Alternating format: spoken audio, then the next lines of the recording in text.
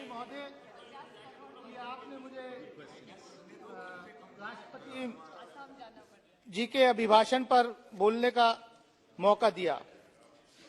सबसे पहले मैं माननीय राष्ट्रपति जी का धन्यवाद देना चाहूंगा कि उन्होंने हमें आकर के ज्वाइंट सेशन में संबोधित किया और पिछले 9 साल का लेखा जोखा श्री नरेंद्र मोदी जी की सरकार का इस डॉक्यूमेंट में उसकी हाइलाइट्स थी। 2013 में सरकार आई सबका साथ सबका विकास के नाम से। 2019 में सबका साथ सबका विकास और सबका विश्वास बढ़ गया। सभापति महोदय, मैं जो यहां पर पॉइंट वाइज माननीय राष्ट्रपति जी का अभिभाषण है उसी पर अपने आप को केंद्रित रखना चाहूंगा। मैं सभापति महोदय, देखिए मैं अभी बोलना स्टार्ट भी नहीं किया, पहले से डिस्टर्ब करना शुरू कर देते हैं। सभापति महोदय, मैं इतना ही कहना चाहूंगा कि रोजगार की बात हुई थी 2014 में, 2 करोड़ रोजगार आप हर साल देंगे, लेकिन हालत क्या है कि 8.3% अनएम्प्लॉयमेंट रेट है। आज ऑक्सफैम की रिपोर्ट आई, क्या हालत है कि 1% देशवासियों के पास 40.5% से ज्यादा इस देश की वेल्थ है। आपका नारा सबका साथ सबका विकास है, लेकिन विकास सिर्फ अडानी का है इस देश में और किसी का नहीं हो रहा। सभापति महोदय, बहुत सारी विकास की बात हुई, मैं तो सिर्फ इतना कहना चाहता हूं, किसानों की बात बहुत जोर शोर से हुई कि हमने किसानों को 11 करोड़ किसानों को जो है किसान सम्मान निधि से नवाज दिया। सभापति महोदय, मैं जिस प्रदेश से आता हूं उत्तर प्रदेश, और जिस बेल्ट से आता हूं पश्चिमी उत्तर प्रदेश के अंदर लगभग 27 लाख हेक्टेयर भूमि पर गन्ना किसान गन्ना पैदा करते हैं। करीब 40 लाख परिवार उससे जुड़े हुए हैं, लेकिन हालत क्या है कि आज भी हजारों करोड़ रुपए गन्ना किसानों का बकाया चीनी मिलों पर है। और तो और सभापति महोदय, अभी मेरे से यहां पहले भारत जोड़ो यात्रा करने वाले राहुल गांधी जी बोल रहे थे, उन्होंने बड़े विस्तार से अडानी जी के बारे में और इस सरकार के बारे में बताया।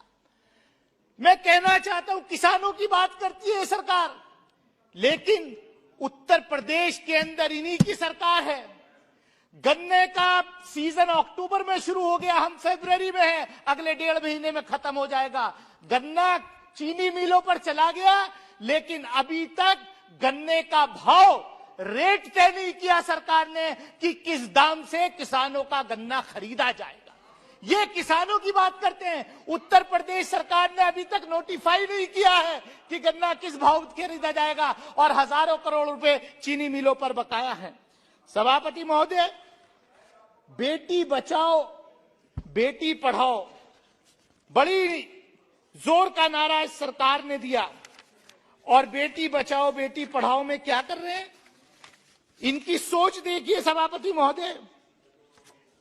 हरियाणा से ये नारा शुरू हुआ था, मुझे अगर याद होगा, और वहां का एक तथाकथित गुरु जिसके चरणों में इनके नेता जाकर के उसका प्रवचन सुनते हैं, वो कन्विक्टेड रेपिस्ट उसको बार बार हर तीसरे महीने पैरोल पर लाते हैं और उससे प्रचार करवाने का काम करते हैं।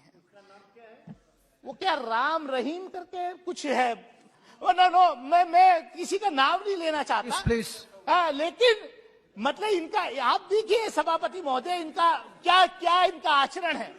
आप बेटी बचाओ बेटी पढ़ाओ की बात करेंगे। सबने देखा कि गुजरात चुनाव से पहले कैसे बिल्किस बानो के रेपिस्ट को जो है गुजरात की सरकार ने छोड़ा।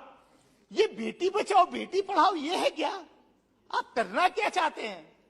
और सभापति महोदय, हम जिस तरीके का आचरण, जिस तरीके का इन्होंने पिछले 9 साल का लेखा जोखा यहां हमें दिया। सर, आप कह रहे हैं कि माननीय प्रधानमंत्री जब 2014 में आए थे तो कह रहे थे कि मैं देखना चाहता हूं, खासतौर से मुस्लिम कम्युनिटी को एड्रेस करते हुए कहा, एक हाथ में कुरान होना चाहिए और दूसरे हाथ में कंप्यूटर होना चाहिए। लेकिन कर क्या रहे हैं आप कि जो बेटियां स्कूल में पढ़ने जाती हैं, मदरसे में पढ़ने जाती हैं, उनकी स्कॉलरशिप भी, प्री मैट्रिक स्कॉलरशिप आपने खत्म कर दी। जो पीएचडी एमफिल करना चाहते हैं, मौलाना आजाद नेशनल फेलोशिप आपने खत्म कर दी। देश के 90 जिलों में संचालित मदरसा आधुनिकीकरण योजना के लिए इस जो अभी बजट आया उसमें मात्र 10 करोड़ जो का प्रावधान किया, जबकि देश भर के इन अध्यापकों के 5.5 साल का केंद्र अन्य सरकार पर शेष है जो लगभग 500 करोड़ रुपए है। इस तरीके से आप जो है बेटी बचाओ बेटी पढ़ाओ चलाएंगे। सभापति महोदय, बहुत जोर से कहा गया कि हर जिले में मेडिकल कॉलेज बना दिया गया या बन रहा है। मैं जिस जिले से आता हूं, अमरोहा के अंदर, सभापति महोदय, मेडिकल कॉलेज तो दूर, जो सरकारी अस्पताल है बिल्डिंग बनी हुई है, लेकिन एक डॉक्टर नहीं है वहां पर, एक नर्स नहीं है। ये व्यवस्था है सरकारी। हेल्थ मिनिस्टर साहब यहां बैठे हैं, मैं चाहूंगा वो संज्ञान लें कि अमरोहा के अंदर जो जिला अस्पताल है, अमरोहा जिले में अस्पताल है, बछराई में 50 बेडेड हॉस्पिटल है, बिल्डिंग है, लेकिन एक डॉक्टर की नियुक्ति नहीं है। डॉक्टर की नियुक्ति करेंगे नहीं आप, पैरामेडिकल्स की नियुक्ति करेंगे या नहीं आप? और तो और छोड़िए सभापति महोदय, यहीं दिल्ली के अंदर जामिया मिलिया इस्लामिया यूनिवर्सिटी है।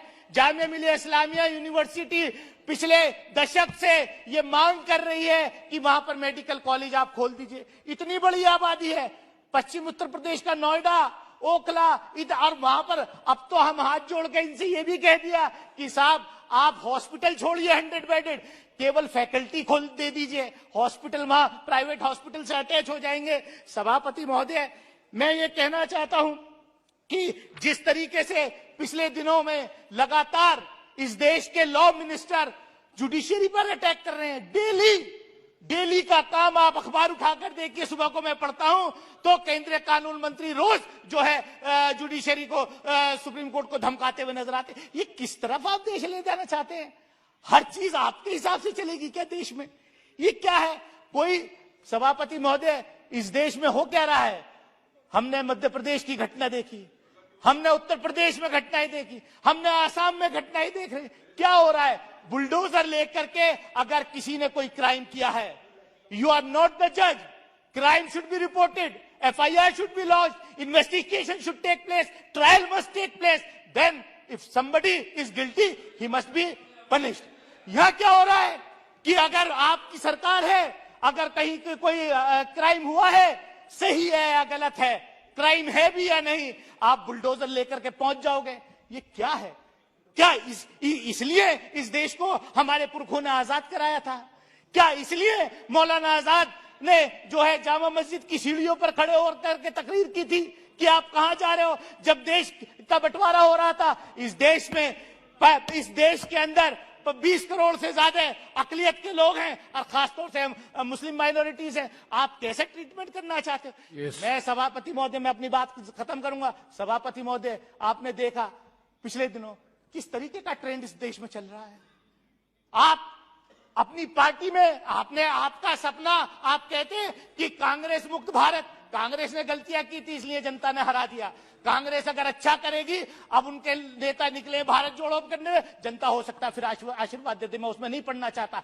लेकिन आपका असली सपना कांग्रेस मुक्त भारत नहीं, आपका असली सपना विपक्ष मुक्त भारत, विपक्ष मुक्त भारत और मुस्लिम मुक्त विधायिका।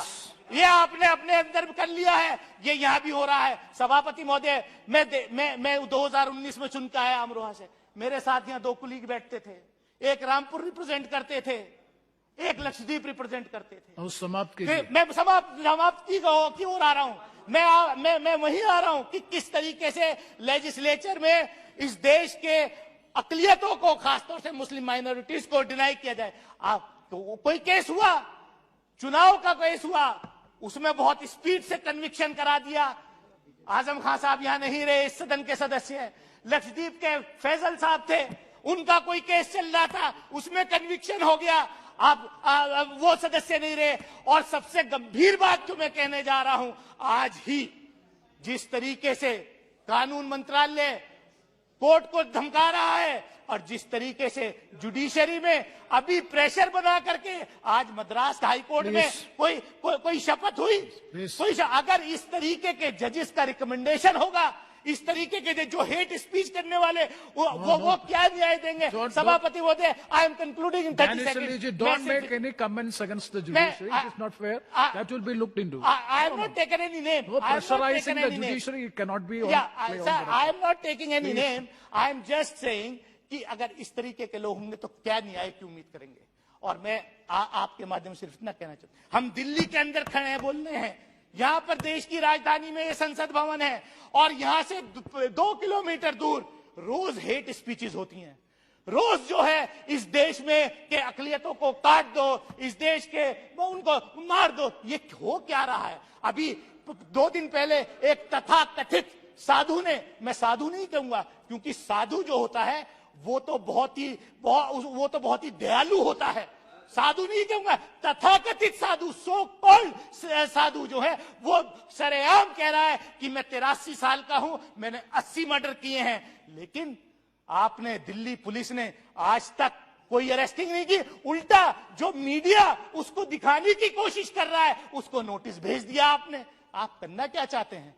वे अनडिक्लेयर्ड इमरजेंसी इस देश में आपने लागू कर रखी है। Yes. सभापति महोदय, मैं ज्यादा कुछ ना कहते हुए मैं आपके माध्यम से सिर्फ यही कहूंगा कि देखिए, ये देश सबका है, ये देश मिली जुली संस्कृति का देश है। इस देश का ताना बाना सब लोगों ने, हिंदू, मुस्लिम, सिख, ईसाई, बौद्ध, जैन, पारसी, सब ने मिलजुल करके इस देश का ताना बाना बुना है। इस देश के ताने बाने को मत तोड़िए, खुदा के वास्ते मैं हाथ जोड़ करके अपील करता हूं, लोगों को आप इस तरीके से टेरराइज मत कीजिए। एक इतनी बड़े सेक्शन को आप 2nd ग्रेड सिटीजन नहीं बना सकते। हमारे पुरखों ने कुर्बानियां दी है इस देश की आजादी की लड़ने के लिए, हमारे पुरखों ने इस देश को आजाद कराया है। आप लोगों का इतिहास कहीं नहीं था, आप सिर्फ इतिहास बदलने का काम कर रहे हैं। आप मुगल घाट का नाम बदलोगे, आप किसी बिल्डिंग का नाम बदलोगे, आप किसी सड़क का नाम बदलोगे, क्योंकि आपका कोई इतिहास नहीं है, इसलिए आप दूसरों के इतिहास को भी